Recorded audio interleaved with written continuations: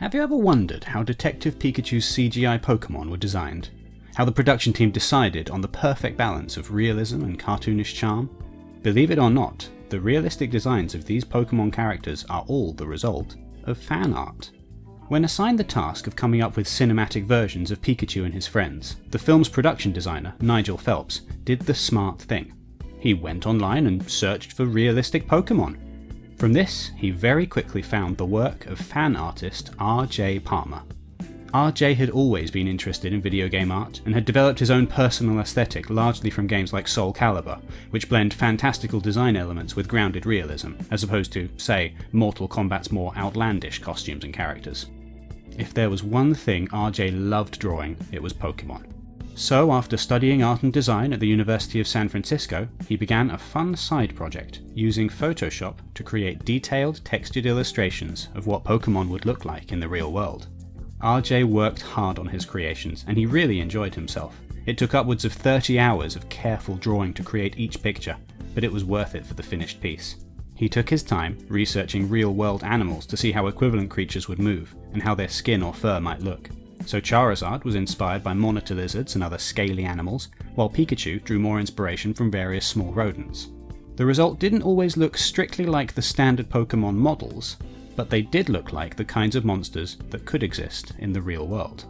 RJ was happy to spend hours working on these pictures, and the internet took delight in them as well. His pictures, which he posted on DeviantArt, quickly gained attention from Pokefans around the world. This was why Nigel Phelps reached out to RJ, asking for his help, and offering him a job.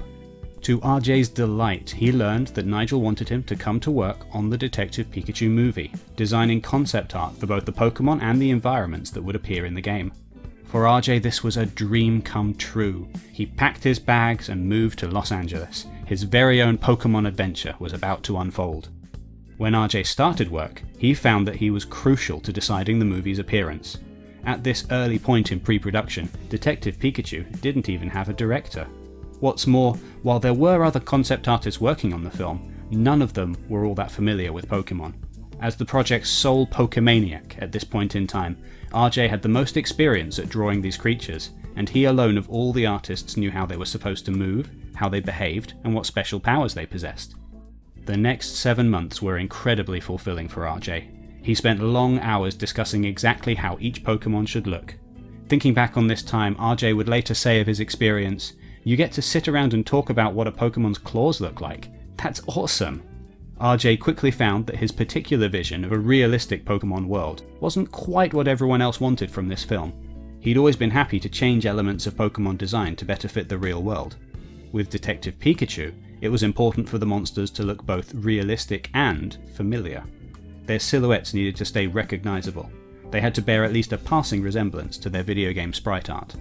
This was challenging, especially as many people involved in the project had different ideas of what these Pokémon should look like in the real world.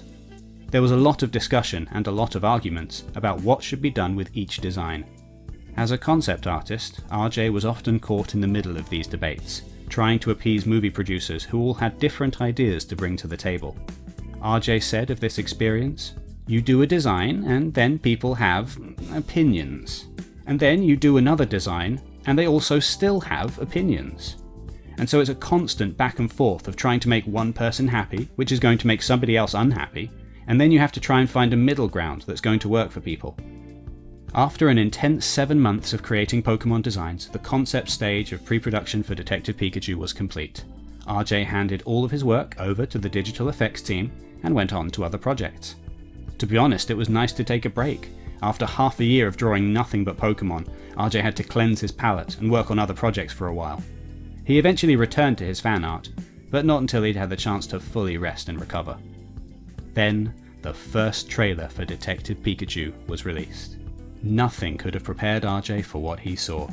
His designs and illustrations had been turned into living, breathing CGI creations that interacted flawlessly with human actors. It was overwhelming to behold, and it felt incredible. Speaking about his work on Detective Pikachu and the many doors that his Pokémon illustrations have opened for him, RJ has a message for budding artists. "My entire adult career has been built on the back of these illustrations I did. Don't let anybody tell you that fan art doesn't get you anywhere." Do you know what? We're inclined to agree.